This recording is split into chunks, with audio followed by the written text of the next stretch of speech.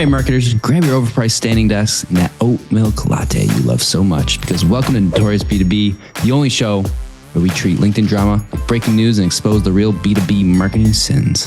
Yeah, think of us like SNL meets TMZ, but for the people who argue about whether gated content is still a thing or not. I'm Task Bober, B2B landing page nerd and lovable troll on LinkedIn.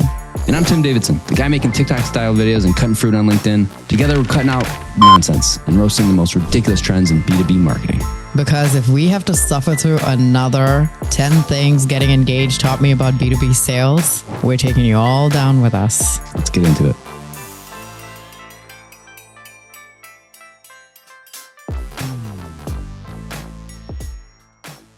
You want to know why I take my glasses off sometimes? Why? Because my chain's too flashy? No, that was terrible, by the way. Because they fog up sometimes when it gets hot up here. Okay. I sweat.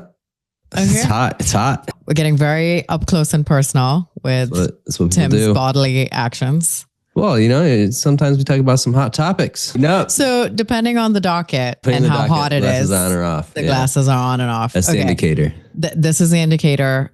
Mm-hmm. And when it gets really spicy, you have to take your glasses off from now on. Yep. Okay. We say this every week, but we have a docket. Some of it we didn't complete last time, but then some were added this time. Had to. I was listening to our last episode and I'm like, dang, we banter way too much sometimes. Like sometimes I'm like, get over it. Stop talking. I've been telling you that. You're like, no. Oh, you're saying I'm the problem. Me. You're like, oh, we're a personality podcast. I'm like, right. I've never said that a single time. No, people come here for the facts. They really shouldn't. We're still doing it, they should not come here for the facts. We're literally doing the banter thing. I know, but they should not come here for the facts. They should come here for skepticism. Guesstimate facts, though. Guesstimate. Yes. I mean, educated guesses. Educated. I don't know about educated sometimes. Assumed. You know, they say about assumptions. Nothing. Yeah, I'm not going to say nothing because assumptions are the best. Okay. So the first thing I want to cover, it's not really urgent all hands because this happened like 2 months ago. But I'm going to talk about the 11x drama. And the only reason I'm bringing it up this time is 2 months ago, we hadn't had this podcast launched. Yeah. Hi. But second, it kind of resurfaced in a couple of other posts as updates. And I feel like it's worth kind of going over because there are some shady tactics with this one and why buyers don't trust some SaaS companies. And yeah, so anyway, this is a TechCrunch article on the 11 drama. I am not reading the entire article. No. It is very long. And if we're worried about retention, it's going to go crazy here with this whole article. So I'm going to give you the TLDR, which I asked, obviously, ChatGPT to do for me. And this is the saga that went on with this company, 11x. Okay.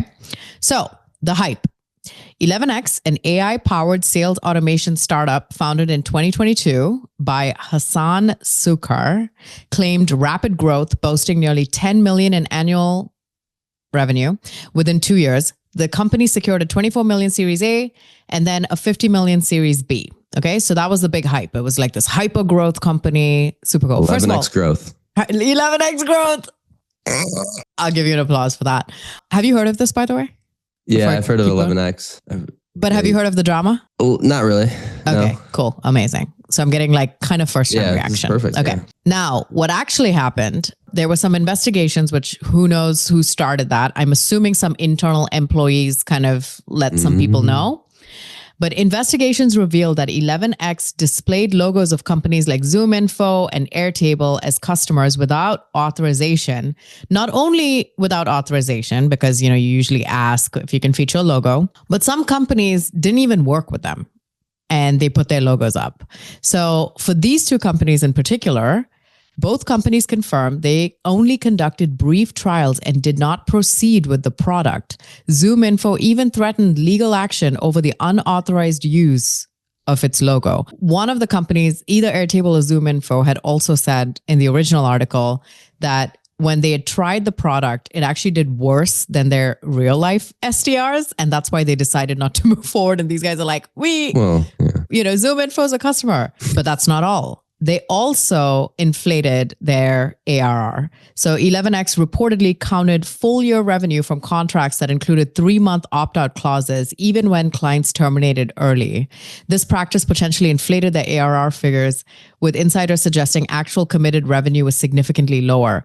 Obviously, they did this to probably get all their series funding. Yeah. But also, I feel like this is not uncommon for B2B to do the This is what everyone does. Yeah, it's in what LinkedIn. everyone does. Like, this is our quarter and we're going to forecast that's like our best quarter ever throughout the end of the year, right? B2B math. This is every LinkedIn post. Yeah. Every LinkedIn post. $1 million a year. Is 1 week. But also every times 52. internal company I've been at, it's like, here's what we did last year and we're just going to add 20 or 30 or 50% to that. Okay. The revenue numbers, they do it within, even if it's like a 3-month out, like they call it the ACV, even though they can get out in 3 months. So it doesn't really count. Yeah, exactly. And then product performance. So on top of everything else, clients and former employees reported issues with the AI product, including hallucinations and underperformance compared to human sales reps. Some customers experienced billing errors, such as being charged twice for trial periods. And then finally, workplace culture. The company faced internal challenges with reports of high pressure work environment, excessive working hours, and public criticism from leadership. Employee turnover was high, and some former staff awaited back pay months after departure. That's also like pretty common, I feel like. So anyway, this is kind of the background of what happened with 11x. And then there were a couple of different takes on LinkedIn since then. So the first actual news that happened is that the original CEO stepped down and they have a new CEO, because that's usually how they solve problems, right? We'll just get a new CEO. We'll get new leadership. So this guy, Landon Hobbs, posted, damn, 11x has a new CEO after misleading customers with dodgy contract terms, gross product churn, lying about logos they never earned, and inflating their financials. It took less than 2 months from an article coming out. I'm assuming they're talking about the TechCrunch one. Hopefully this reset offers a course correction in not trying to scorch the land to win at all costs. I just need my AI to not have daily controversy, please. No need to fake being something you're not. And then he put 2 of the posts, one from the founder, Hassan, who said he was stepping down, and then the new guy who was stepping into the role. And I'm assuming they're hoping that this would take a little bit of a brand turn after all of the reputation tanking. But this was the first post that I saw, and then I sent it to you and I was like, what 11x drama? Because I'm hyper unaware up until now, where the show forces me to be aware. But Junior, Larty, AE at Sendoso said, here's a different take on the 11x drama. There were a lot of big name influencers that participated blindly. They announced the 50 million Series B. They posted monthly about the product changing AI outbound. And oh yeah, they also collected a paycheck. But what they didn't do, actually use the product. Fake influence that unfortunately worked. Saying paid sponsorship doesn't excuse you from sponsoring something that doesn't even work. And this is the part that was most interesting to me, because we are part of this world where we talk a lot about products. You, me, some of our creative friends will do brand sponsorships. I've talked about my criteria for those before, but let's talk about that really quick. Do you feel like it's our responsibility then, or a content creator's responsibility, to have either used the product or endorse it? I feel like Brendan posted about this a while ago. He's like, come on, like sometimes us as consultants and stuff, like we're not going to be using ZoomInfo, but would we partner with ZoomInfo? Perhaps. So my question is, do you have to have used the product in some capacity? I have my opinions. I want to hear yours. I don't think you do. I've done sponsorships where I haven't used the product. I understand the product. I've gotten insights into the product, but I simply can't afford that product. It's not something I would use, but I've talked about it and I still think the product's good. And what I've talked to their team about, I still align with. So I don't see a problem, with a sponsored post about someone that hasn't used the product. But look, if I'm talking about a cybersecurity product, I have no idea what that is. So there's different levels to it, I would say. If it's MarTech, it's a little different, right? Like I've used an AVM platform. Maybe I haven't used this one, but I can still talk about it if I understand it and I talk to the team and I think I like it.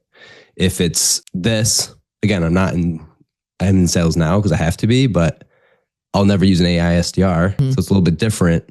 It kind of depends on the product, I guess. Yeah. And I mean, ultimately, it's like, okay, now this influencer marketing thing has become a channel, right? Another like tactic. And sometimes it is as simple as like, hey, do you want to be part of this campaign?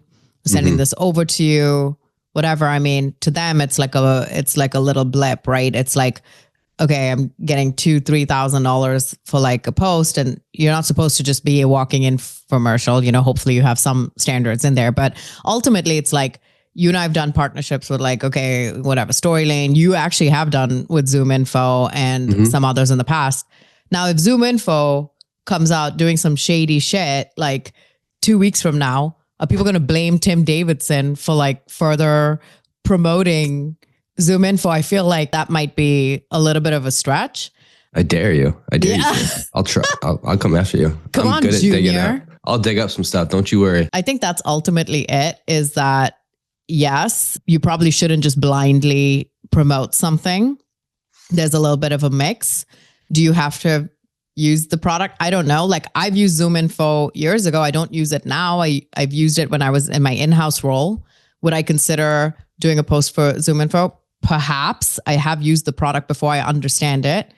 Now, cybersecurity product, I don't know. Like 60% of my clients are like, they have technical audiences, but that's not who I talk to. I'd probably discourage them from partnering with me because I'm like, oh, I don't have a lot of InfoSec guys in my network. So it's kind of like, well, you've done the angle of, okay, maybe I would never use a pen testing thing for my business, but I'll rip apart your landing page. I've seen you do stuff like that. Like, that's creative ways to do it. But if you're like, I love pen testing, I do it all the time, that doesn't work.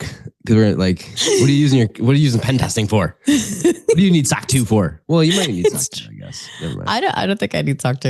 You don't need procurement. Like, what do you need procurement for? Yeah, I mean, yeah, and that's exactly it. Where like my guardrails were the one, it has to be related to my niche. So either the consulting business or landing pages, preferably landing pages. That's kind of mostly what I look for. Second, I need creative autonomy because I need to be the one that's like, okay, I want to come up with this idea of how I want to do the post that makes sense, right? Like when Storylane did the partnership with me, I'm like, here are the ideas that I'm okay with that have a rooting in interactive demos, but also landing pages and how you can use each on each other. And then third, the audience needs to take something away from it. So whether it's entertainment, something fun, or educational and tactical that they can take away from it. So those are kind of my guardrails, and it helps because that automatically disqualifies me from ever working with 11x because I don't know anything about AI SDRs. I barely know anything about SDRs, okay? Other than we have a hard time following up on demo requests. That's as far as I get, okay? And cold outbound is dead or something. I don't know. So that's kind of my thing there, but that's a lot of like fabrication too. And I did these like customer interviews a long time ago. And the first thing that like they all told me was that they don't believe that testimonials on actual B2B websites are real. And that's when I was like, okay, well, what would make them real? And they said, oh, just put a LinkedIn profile link so I can get to the person and make sure that they're real. And I'm like, okay, so I've started adding those on pages. But like in that article, if you read it, one of the people reached out to this person who was quoted on the 11x website. And they were like, no, that's fabricated. I never used them or like gave them a quote, none of that. And this is kind of, it just takes a few bad eggs to make shit up and then ruin it for everybody else, where people walk in with so much skepticism that we've got all these like crazy false claims and, fake people. I mean, I know you've learned this, like you don't just put enterprise logos on your website without talking to them because they're very strict. Yes. They have lawyers and they will knock you down. Yes. A one-person company, you could probably get away with it. Like, what are they going to do? Like, they're like, great, oh, that's the marketing for me. Exactly. Like Zoom Info and Airtable are the ones that two pointed out in the TechCrunch thing. Don't do that. Yeah. They're very strict, even if you ask. Yes. But also, if the other ones are right, Checker, SourceGraph, Airwallex, Siemens, those are pretty good names. Like I wouldn't, like why'd you need those two? You know, Just I think to at this add point, further. it's 11x growth. You know, you're crazy. You're 11x crazy. I mean, yeah, got to do things 11x times worse. I remember how I first heard of 11x. There was a ton of posts on LinkedIn about their new funding. AI SDR is the thing of the world. Like this is going to take over. Blah blah blah. Yeah, where's that? Where's SDR, AI It's all SDRs? fake. Where Isn't user gems like AI SDR? They have it, but they're not. And I could be misunderstanding all this stuff. But when I hear AI SDR, there's two realms of it, right? There's the realm of get rid of all people. AI SDRs are taking, like, this is where we're going to save our money. They can do all the things. Then there's the other realm where I think user gems is kind of going into is where the AI SDR, I think they call it gem or whoever their things is, helps their SDRs be more effective. Got it. Yeah. There's two realms, right? Like an SDR productivity tool versus replacing the SDR entirely. Some of these companies, I think, are just taking out people and replacing the SDRs. Yeah. Which is fine. If that's the case, I'm kind of scared for the world, but do it. Yeah. Do your thing.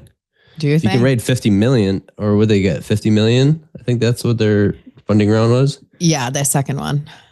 I think it's one of those things, right? AI just gets the funding. Now, but we'll see how long that lasts. I think it's the shiny new toy right now. Yeah, there's something new. Okay. So anyway, that was the drama there and the update and the take about influencers and endorsing products. So like I thought they died.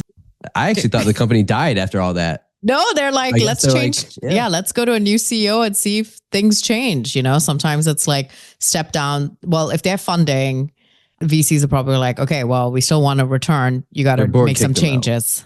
Yeah, right. The board probably took them out. They kicked him out, right? Like, yeah, probably. He's probably getting a little kickback, but like that's a good educated assumption.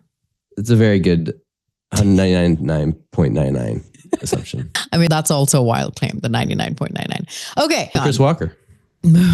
Moving on. I want to address something notorious about notorious B2B. Okay. Yeah. Okay. So for those of you that don't know, although most of the people who listen to this podcast they're just our friends. So most of them do actually know. Tim and I wanted to run this one episode where an employee at a certain known company in the space, because our space is like so teeny tiny and everybody knows everybody, wanted to come on and essentially do kind of a whistleblower expose piece on this company. And so we said, okay, because it was juicy and it would be a very, very notorious thing. We even recorded the entire episode, which probably went to like, an hour and a half. And after it did, you texted me like, I'm scared, but I don't know if scared is the right word. Up to that point, I was not scared at all. I was like, we're fucking launching this shit. And it gave you a little bit of pause, which is good. And so I said, fine. And I did my favorite thing, which is crowdsource opinions when I'm not sure about something. And I was like, okay, if it's giving you some pause, it should give me some pause too. Although, I'm more of like a fuck it person. But anyway, I'm glad you did. I asked like 10 of our closest friends about their opinion on us releasing the expose. Ultimately, we have come to the conclusion that we are not going to air it. Half of the camp's like, oh, you guys are chickens. Yeah. Like, what's the point if you're not going to like do notorious things or notorious B2B? YOLO, like, let's do it. And then there's the other half that's like, what's the end game here, right? And so I'm going to read to you the text that I actually sent you about why I think we shouldn't do it. Okay. Yeah. So based on crowdsourcing opinions and us pondering on it a little bit, this is what it came down to. One, the secondhand effects of the reputation risk. So we don't say much in the episode. We asked a lot of questions, but we did provide the platform for it. So now does it open this can of worms where other past employees are starting to come over to us and then they just want to bitch about their companies for an hour? Okay. Could be a separate podcast, by the way. Yeah, could be a separate podcast, which you did pitch me as an idea too. Little network situation. Maybe a little like arm of notorious B2B. But ultimately, if we said no, because we're like, oh, it's just a one-time thing, then we become the thing where it's like, oh, you're only going to give platforms to some people and not others and that kind of stuff. So it starts to get messy, right? And that's not what we want to do. And I think the second part is right now, I think we do a good job. We can be better about a good blend of and being entertaining, but talking about things and tactics that are kind of already out there. Like we're bringing stuff that's already on the feed and we're giving our educated assumptions on those things. So it's not like they're not public things, right? So it's almost like recording a networking call with you and me and just like putting it out there, which is essentially what this is. 3, ultimately, Notorious B2B is a fun, creative project for us. It is not at this point paying the bills or giving us anything. We don't have lawyers. Monetary. Yeah, we don't have lawyers. We don't plan on having lawyers, hopefully. And we don't want it to be a situation where brands like either don't want to work with us for our other jobs, which is your LinkedIn ads business and my landing page business. And also we're getting the sense that people are kind of tired of this like takedown thing. And we don't want the reputation to be a takedown thing, especially when our first episode was like, hey, let's do build ups instead of tear downs. Right? Yeah. That's the other thing that ran through my head was we talked about teardowns. Yeah. Like public teardowns are terrible and all that. Yeah. I wouldn't say it's a teardown, but it felt like a teardown. It felt like a teardown. And the other piece is the company had no idea that it was coming. Correct. Right. And could have sponsored us if they want a little sponsorship. But someone else reminded me too, like I worked in a newsroom for 6 years. And one of the things that you're looking at me like you didn't know that. Really? Yeah, I worked for an NBC TV station for 6 years. No plugs here. No plugs. I didn't tell you which NBC TV station. Oh, anyway, it was just one. What? No, it was just one NBC. I thought it was just not Channel 10 or whatever. Not the one in New York. There's a bunch across the U.S. Oh yeah, yeah. NBC Los Angeles. Yes, exactly. So I worked in a newsroom, and when I was talking to some friends of ours about that, they were like, well, mostly in news, if you're going to do like expose type content, you probably need multiple sides. Think of it like Netflix documentary or whatever. You need multiple sides, right? So we would have to invite that company over, ask their opinion, actually put some credibility, show some receipts versus one person's opinion, and just like shitting on this company basically the entire time. Now, this company is not innocent. People are very well aware of some of the stuff that they've done, and we may not like it, but are we in the place to be judge, jury, executioner? I don't know. And I don't know if we want to be that. And then ultimately, the last point is we want this to be more TMZ and less like 60 Minutes or Dateline, right? We're not trying to like take no gotchas. We're not trying to do a Clark Barron burn it down kind of thing. Wow. What? Plugging. You're throwing so many plugs out here. So many plugs. I know. All press is good press. I guess. But I think that's the thing is like, what's the end game there? And so right now, I think it's good. This is more fun. Someone even said, I like how it is now because it just makes it seem like you guys are up on industry trends. And it's a little more like poking fun, making fun, but not necessarily like, oh, and we don't want to do that because this matches our personalities a bit better. So ultimately, we're not airing that episode. And the good friends that I have are all like, yeah, that's a good call. You really shouldn't. I still want to watch it though. Can I still watch it? I'm like, maybe a little fee. Maybe a little Substack, little paid wall. Yeah, paid wall. If you want the nasty exposés, like $1,000, you can pay us. $1,000. We can do both. I'm telling you, we don't want people sharing it. We need legit. You're underestimating how much people would pay for this kind of juicy thing. No, that's overestimating. Oh, you're saying more. Yes, I'm saying more. Okay. Brendan was the one over here like boasting about how 3,000 is nothing for consultants. Okay, pay up, Buttercup, if you want this episode. 5,000 a month annual subscription. You get once. It's only one episode right now though, so and then we'll project it for the rest of the year and say Notorious B2B is a $10 million ARR company. Smart. I see what you did there. Yeah. That was good. Yeah. Thank you. Thanks. Good time. So not airing it, but love you guys. And we'll continue to do our more fun takes versus like takedowns, right? Okay. Fun takes, no takedowns. Fun takes, no takedowns. Okay. I wanted to address that because we address things on the pod.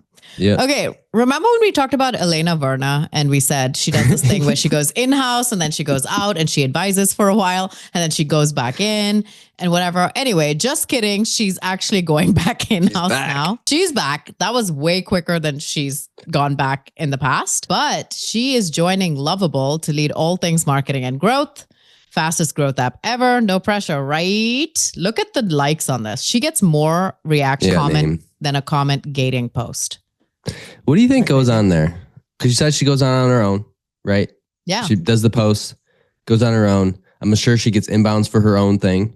But yes. What do you think? Some people are like, don't do that. Don't go on your own. I would love to work with you. Like, what do you think's going on there? I think that let's hire you. A big enough name where she gets tons of inbound. Yes, for contract stuff. Yes, whatever. The full-time thing is nice because you obviously have insurance and those types of things. And I bet you with how much demand there is for someone like her, she probably also has equity stake in all these companies. And she's just like raking it in. Oh, you think she's playing the game? She's just playing the game, isn't she? I would. I feel like Lovable has been on a tear too. I've heard them on some other bigger podcasts recently. They got funding recently, didn't they? Did they acquired? So. Oh, not that much. It's only like 15 mil. Well, yeah, but it's a good place to walk in and then get some of those shares and then move on up. You know what I'm saying? You think she's just doing the game? Like she's just moving around for what? What's her track record? I mean, couple years here and there. No, but she's not. Because Dropbox was real mature when she went in there. Oh, okay, fine.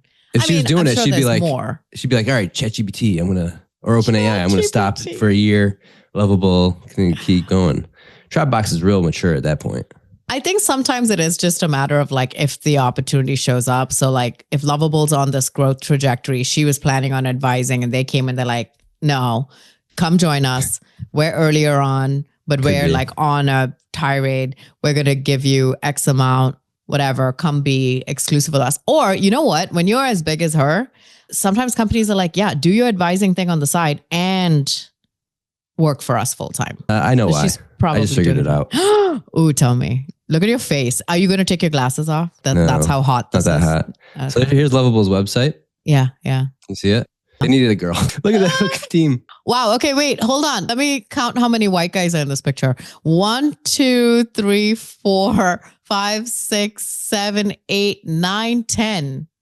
I don't know what the reality is here, but that's it says, a team redefining software. Oh, I feel so bad for it's just a joke. No, I'm saying I just feel bad for people like me. Anyway, it's fine. We're not going to go down that road. She doesn't even listen to But that was freaking hilarious. That got me. You did it. That was good. Well, now I'm checking out their LinkedIn profile because they're not like a big company. Like it's 1150 employees. So now I'm checking out who their actual people are. Do you think the secret to success and changing the software development industry is 10 white guys? Historically. And then I wouldn't say then 10 Elena Verna. No. I don't know where. I wouldn't say it's 10 white guys. Okay. All the big tech CEOs are not white. I just paused it by accident. There's no wait. What do you mean they're not white? Like isn't CEOs? Like all the big tech CEOs aren't. I don't think they're like Google's and like Nvidia's not white. IBM's not white. Are you talking about tech or are you talking about non-tech? I'm talking about tech. Okay. I heard it on a podcast. All right. So that's where I'm getting my information. What podcast? Because if people are getting their information from like our podcast. I think it was All In. I think they said it. Fine. Put them up here, the 10 companies, and we'll see what the diversity is looking like. At least from Google. That's what it says. Show me. Okay. All right. So we've got 1, 2, 3, 4 white guys that I already see. 5, Jeff. Yeah. Okay. We're going to take this screen and we're going to do a count of how many. Okay. Does Elon count? Because he's like, he's like Mexican, isn't he? Yeah, but he supports a specific race, as we are all aware of. Oracle. Not that kind of podcast. Okay. Shut it down. Moving on. We're going to go to our Let's Noodle segment.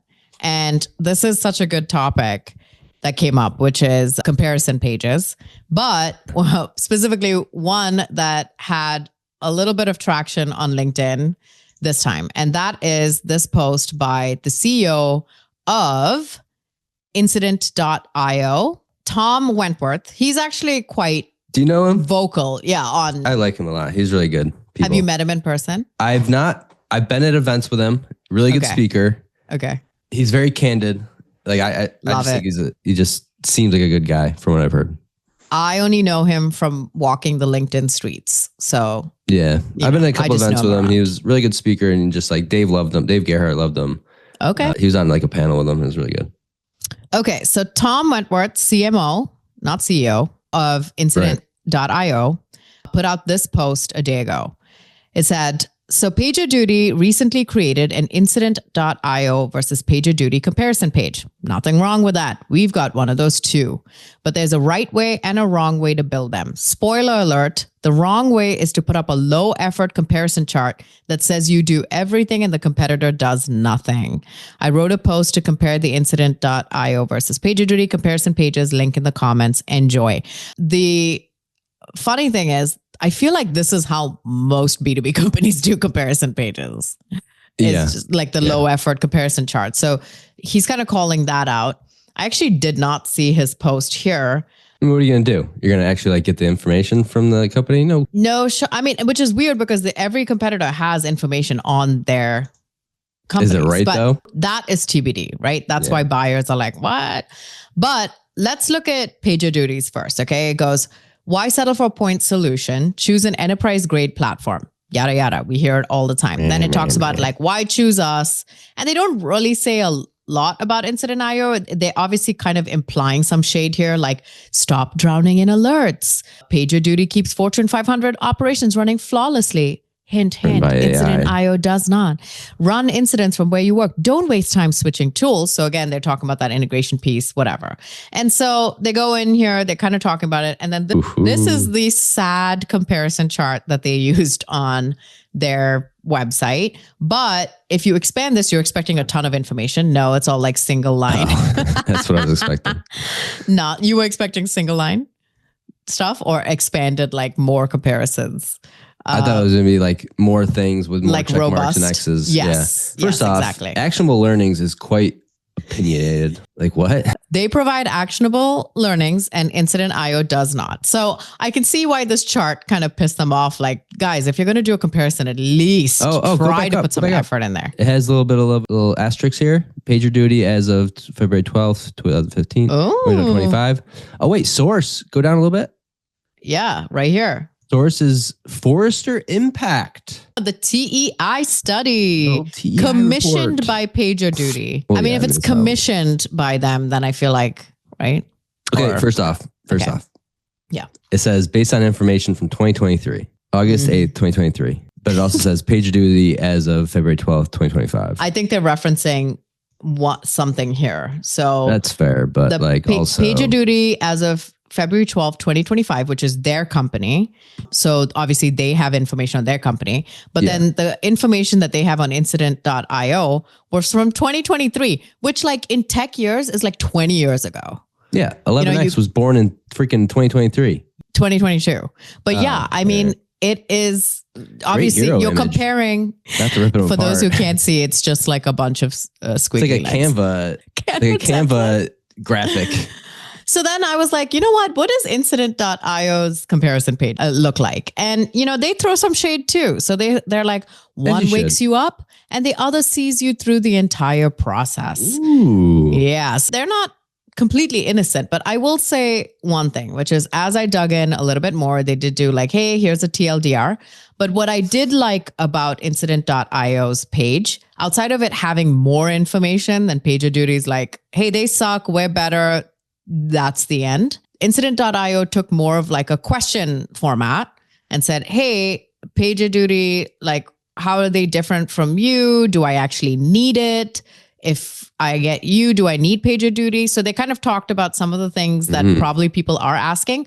But what I did like was that they have like 2 paragraphs and a bunch of bullets just like dedicated to talking about PagerDuty in terms of like, hey, PagerDuty got a lot of things right with the paging solution they built. They're actually giving a nod to the competitor, right? Saying they've become the default for most organizations. And this is how I recommend my clients write these types of pages. So they become the default and earned a strong reputation for their reliability. If you're looking to set up an on-call schedule, plug in your alerts and have your phone ring when something goes wrong, you certainly won't go wrong. And so then they go into the limitations on there. They should say, but three T's. Yeah. And then their comparison chart has it categorized by alerting, scheduling, notifications, others. So they've grouped them by, certain feature sets. I don't know if they've sourced where they're getting that information from. They have not. But it's still a better comparison chart than we saw on PagerDuty's website. Better. And they have given them like, yes, they do these things. We do it too. Here are the things that we do that they don't do. Versus PagerDuty's, which is just like, they don't do shit and we do everything based on 2023 data. Like, guys, listen. So I can see it gives us no information. He's given it. Like the other one. Yes. If I'm looking at just comparison charts, like if you're like, all right, which one should we go with? Here's a screenshot of the comparison chart. PagerDuty has no information in comparison. Yes, exactly. Like there's no specificity. It's vague claims about actionable learnings and collaborating where you work. Are those supposed to be like integrations? I don't understand.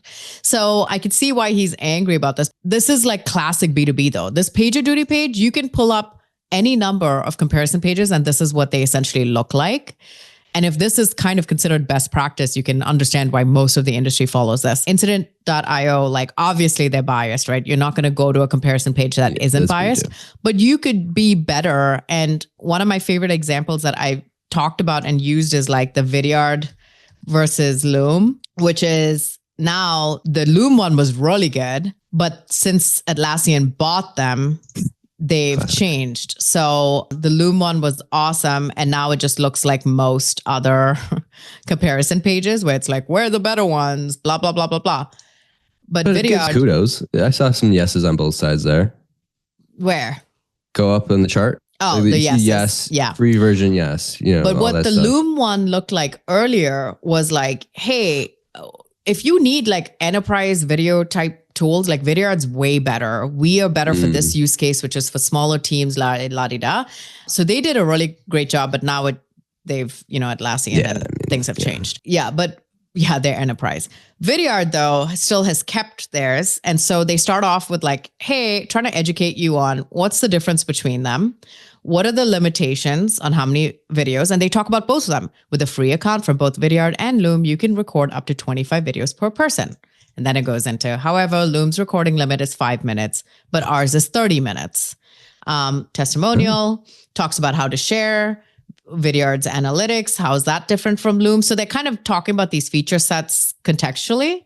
They're talking about pricing here, talks about the free stuff, talks about the pro and all the plans and the differences there. So, and then it goes down here, which is which one is better for your business?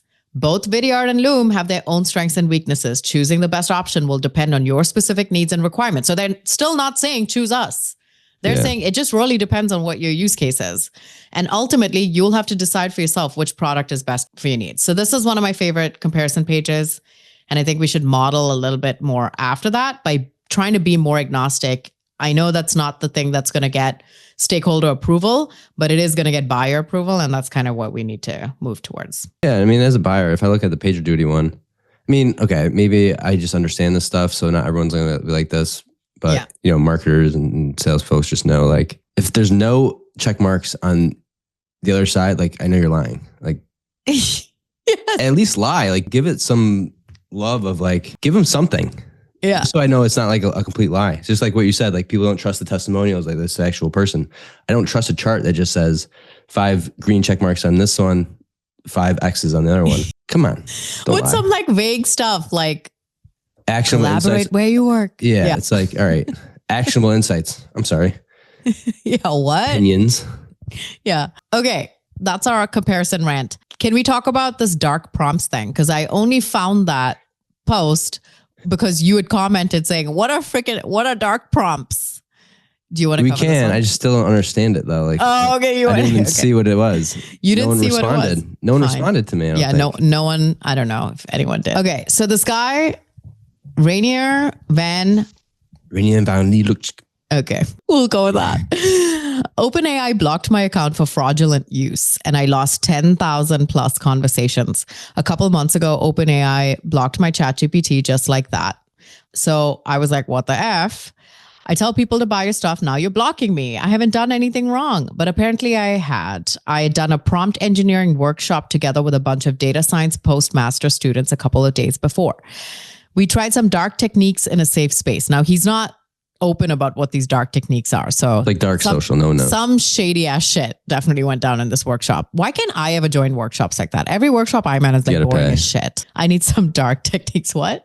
You got to pay to Pay to Oh, play. you got to pay. Yeah. Are you saying I don't pay for workshops? I'm paying for the SparkToro workshop the day before. That's on you. The conference. Shut up. Okay. Even though no one at OpenAI told me why, to this day, I suspect that class broke my account and got me thrown out. And I wrote an appeal and then got it back without the conversations. Okay. So he got it back, but all the conversations were gone. So he's like, this one really stings. And 2 lessons I'd not like you to learn the hard way. 1, test your darkest prompts in another account. And 2, if your second brain lives in someone else's server, it's not really yours. What's your painful lesson today? And you commented, what's a dark prompt? And then he said, it's black hat SEO for LLMs. Okay, so I was wrong. He did respond, but I just don't understand what that means. What does that mean? We need like an SEO person to come tell us. Is it Brendan? Well, black SEO is like people just like keyword stuffing, right? Like, isn't that?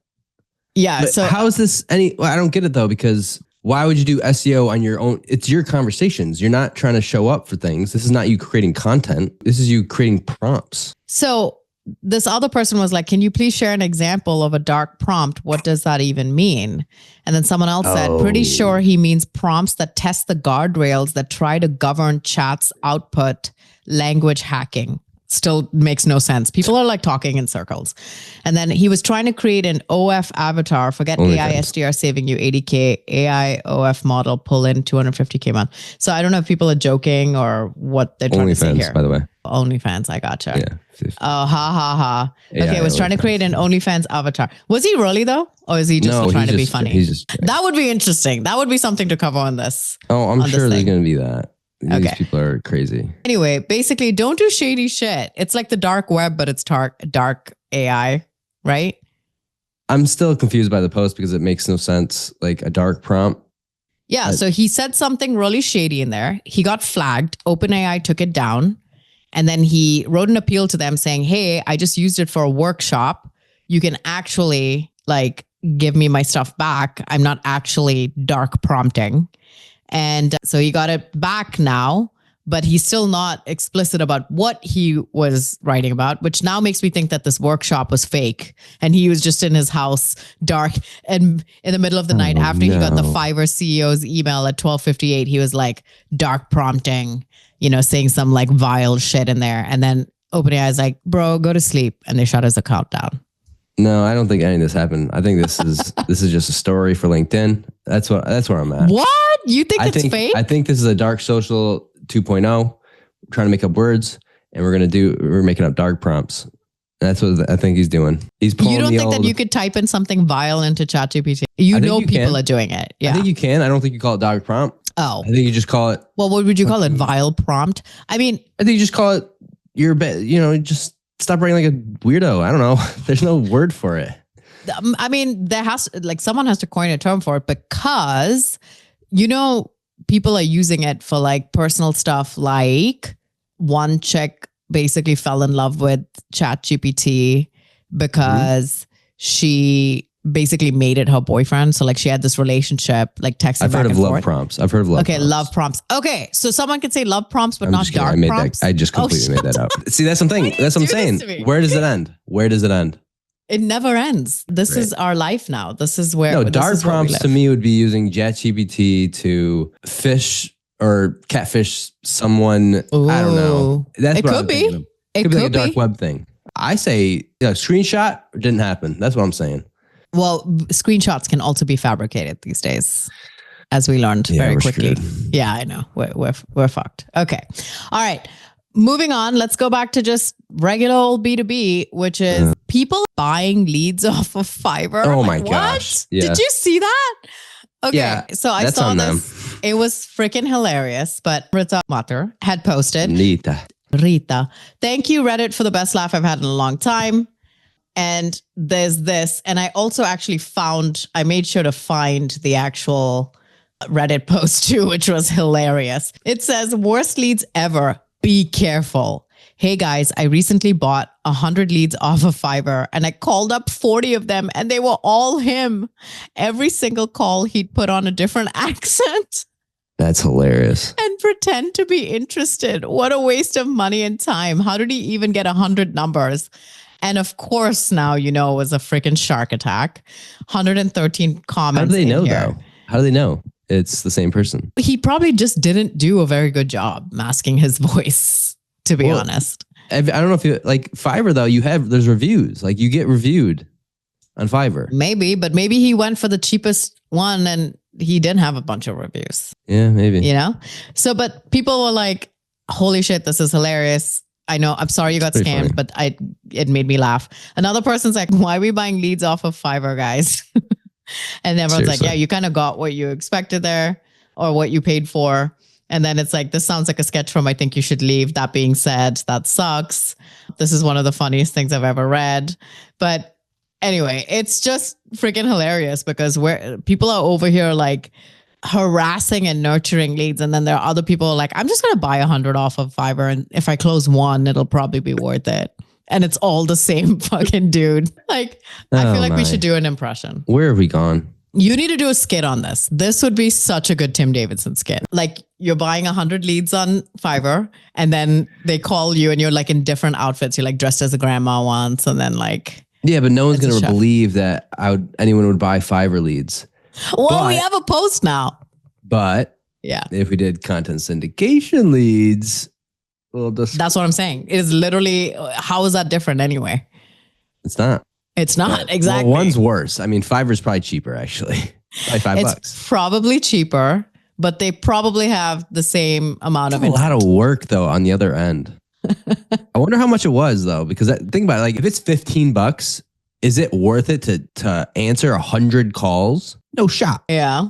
And put on different accents. That's like a lot of mental work. Now, if there's no shot, but there's also no way someone's going to spend $5 a lead on Fiverr either. Maybe they did. I'm trying to look. Are you on Fiverr? I was just going to say. Yes, I'm on Fiverr. I'm looking through right now, trying to see if I can find something like that.